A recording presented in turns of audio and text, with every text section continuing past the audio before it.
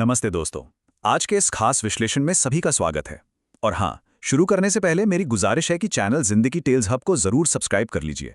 तो आज हम जिस मटेरियल को ब्रेक डाउन करने वाले हैं ना, वो एक ऐसी रहस्यमयी और सच कहूं तो काफी डरावनी घटना के इर्द गिर्द घूमता है। एक ऐसी कहानी जो बारिश की रात, एक पुराना घर और सदियों पुराने रहस्यों से भरी है। ये सिर्फ एक आम हॉरर स्टोरी नहीं है, बल्कि इसके अंदर एक बहुत ही गहरा और दर्दनाक सच छुपा हुआ है। तो चलिए सीधे इस पुरानी हवेली के अंधेरे रहस्य में एंटर करते हैं। तो इस कहानी की शुरुआत होती है एक धीमी रफ्तार से चलती हुई बस में। जरा उस माहौल को इमेजिन कीजिए। बारिश से भीगा हुआ हाईवे है, बाहर घुप अंधेरा है और बस पीली स्ट्रीट लाइट्स चमक रही हैं। हमारा जो मुख्य किरदार है अयान, वो खिड़की के पास बैठा है। 5 साल बीत चुके हैं दोस्तों, लेकिन उसके सीने में पछतावा आज भी बिल्कुल उतना ही भारी है। 5 साल पहले उसकी अपनी मां के साथ एक भयानक लड़ाई हुई थी। उसके गुस्से में आकर उसने घर छोड़ दिया था। और यहां ना, एक लाइन ध्यान में रखना बहुत जरूरी है। Sometimes the dead weight too. ये शब्द आगे चलकर इस पूरी घटना की बुनियाद बनने वाले हैं। अब यहां सबसे बड़ा सवाल ये उठता है कि उसकी मां अचानक बिना कोई निशान छोड़े कहां गायब हो गई।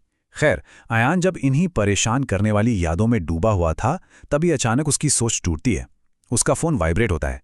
देखा तो एक अनजान नंबर से एक वॉइस नोट आया था। और सबसे दिलचस्प या कहूं डराने वाली बात पता है क्या है? जब उसने इस मैसेज को दोबारा सुना, तो उस डिस्टॉर्टेड आवाज के ठीक पीछे किसी के बहुत भारी सांस लेने की आवाज आ रही थी। एकदम से सस्पेंस का लेवल आसमान छू लेता है। और पता है उस वॉइस नोट में क्या था? सिर्फ एक छोटी सी line, don't go home tonight, यानी आज रात घर मत जाना। अब खुद सोचिए, एक अनजान नंबर जिस पर कॉल बैक करने पर वो स्विच्ड ऑफ मिलता है, उससे ऐसा क्रिप्टिक मैसेज आना कितना अजीब लगता है ना। इसने अयान के अंदर एक अजीब सी बेचैनी पैदा कर दी। और ठीक इस पल, उस लगातार बारिश के बीच, उसकी बस एक सुनसान अंधेरे टी स्टॉल पर आकर रुक जाती है। वक्त हो रहा था आधी रात का। गीली मिट्टी की महक आ रही थी, टिन की छत से पानी टपक रहा था और वहां बस एक अकेला टिमटिमाता हुआ बल्ब जल रहा था। ये पूरा का पूरा दृश्य किसी को भी सहमा देने वाला है। वहां एक बिखरी हुई सफेद दाढ़ी वाला बूढ़ा आदमी अकेला बैठा चाय पी रहा था। जब अयान अपने बॉडी स्ट्रेच करने बाहर जाता है ना, तो वो बूढ़ा उसकी तरफ देखकर मुस्कुराता है और कहता है कि कुछ लोग अपनी पूरी जिंदगी किसी के वापस आने का इंतजार करते हैं। अयान थोड़ा चिढ़कर पूछता है कि उसके कहने का क्या मतलब है, तो वो आदमी धीरे से फुसफुसाता है, कभी कभी मुर्दे भी इंतजार करते हैं। और बस अंधेरे में गायब हो जाता है।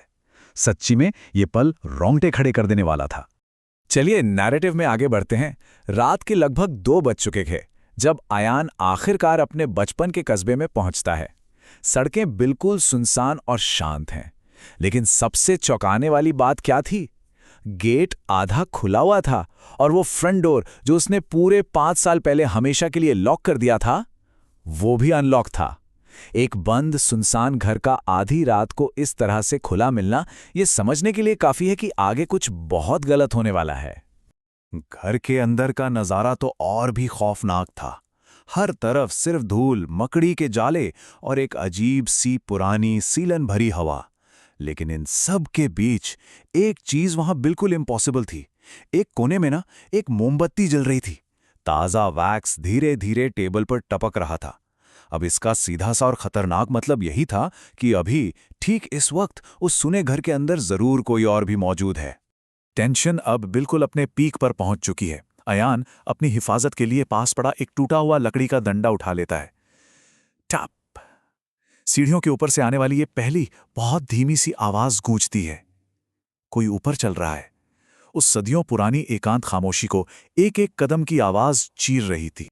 तब अयान उस घुप अंधेरे में सीढ़ियां चढ़ना शुरू करता है। लकड़ी की पुरानी सीढ़ियां उसके वजन से चरमराने लगती हैं। ये पूरा सीक्वेंस सच में बहुत ही सस्पेंसफुल है। ये साफ महसूस किया जा सकता है कि उस अकेलेपन और अंधेरे में अकेले उस टप टप की आवाज का पीछा करना किसी की भी धड़कनें तेज कर देगा। और फिर अचानक से वो कदमों की आवाज बिल्कुल बंद हो जाती है। अयान हॉलवे में खड़ा है, सब कुछ एकदम खाली, लेकिन सामने एक दरवाजा है। ये उसकी मां का कमरा था, जो बिल्कुल वैसे का वैसा ही रखा था। बाहर के उस एकांत खामोशी में अब बस अयान के खुद के भारी सांस लेने की आवाजें आ रही थीं। तभी वहां रखे आईने पर एक अजीब सी चीज दिखती है। पानी के कतारों से किसी ने एक डराने वाला मैसेज लिखा था, "Why did you come back?" तुम वापस क्यों आए? और जैसे ही वो डर के पीछे हटता है ना, उसका फोन फिर से वाइब्रेट होता है। वही अनजान नंबर। इस बार उसमें से उसकी माँ की कांपती हुई और बहुत कमजोर सी आवाज आती है, आयान, मैंने तुम्हें अपनी मर्जी से नहीं छोड़ा था। ये सुनकर रोहन कांप जाए। ये आवाज किसी पुरानी रिकॉर्डिंग जैसी नहीं थी, ये बिल्कुल ताजा थी, जैसे उन्होंने ठीक कुछ पहले ही बोला हो। उस कमरे में बेड के ठीक पास पड़े एक पुराने कारपेट को हटाते ही एक नया रहस्य खुलकर सामने आता है। फर्श के अंदर बना एक छोटा लकड़ी का खुफिया दरवाजा, एक हिडन ट्रैप डोर।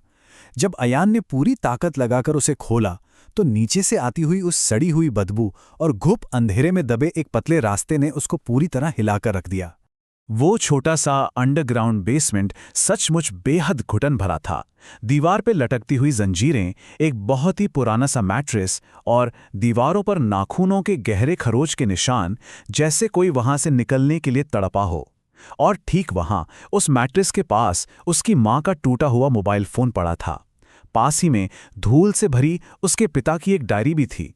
अब ये डायरी इस कहानी के सबसे भयानक और रुला देने वाले सच से पर्दा उठाने वाली थी।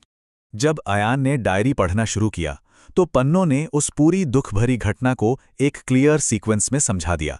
हुआ ये था कि कुछ साल पहले पिता की नौकरी छूट गई थी। इसकी वजह से उनका मानसिक संतुलन, उनकी मेंटल हेल्थ पूरी तरह बिगड़ गई थी। उन्हें एक अजीब सा पैरानोया होने लगा था। लगता था कि उनकी पत्नी ही परिवार को बर्बाद कर रही है। फिर आई वो आखिरी रात जब आयान और उसकी मां का बेहद बड़ा झगड़ा हुआ और आयान चिल्लाते हुए घर छोड़कर चला गया। तभी उसके पिता ने परिवार को बचाने के अपने उस बीमार वहम में उसकी मां को उस अंडरग्राउंड बेसमेंट में बंद कर दिया।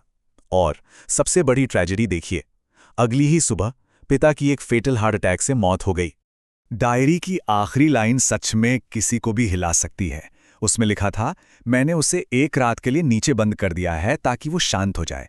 कितनी दर्दनाक विडंबना है ना। पिता की उसी रात हार्ट अटैक से जान चली गई और पीछे दबी रह गई वो मां उस फर्श के ठीक नीचे, हमेशा हमेशा के लिए। किसी ने उन्हें नहीं ढूंढा, किसी ने उस बेसमेंट से आती उनकी चीखें नहीं सुनी। इस पूरी चीज को दो अलग नजरियों से देखना बहुत जरूरी है। एक तरफ था आयान का वो झूठा विश्वास, जिसके बोझ तले वो पूरे 5 साल घुट घुट कर जिया कि उसकी मां ने गुस्से में आकर उसे छोड़ दिया था। और दूसरी तरफ था वो सच जो सामने था। कंक्रीट की उस दीवार पर खून से सनी उंगलियों से मां के उकेरे हुए आखिरी शब्द थे, आयान, मैंने तुम्हारा इंतजार किया। ये पूरा सच आयान को अंदर तक पूरी तरह तोड़ कर रख देता है। उसका पूरा गिल्ट, पूरा गुस्सा सब एक पल में बदल गया। और फिर आता है इस विश्लेषण का सबसे बड़ा ट्विस्ट। जब अयान उस बेसमेंट के फर्श पर गिरकर अकेले अपनी जिंदगी के सबसे बड़े पछतावे पर फूट फूट के रो रहा था, तभी एक बेहद नामुमकिन घटना घटती है। उसके हाथ में जो मां का टूटा हुआ सालों पुराना डेड फोन था ना, वो अचानक से लाइट अप होता है। स्क्रीन पर एक नोटिफिकेशन चमकता है, नया वॉइस मैसेज।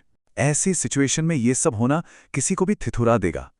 उस टूटे फोन से एक आखिरी बार मां की शांत पर कमजोर आवाज आती है।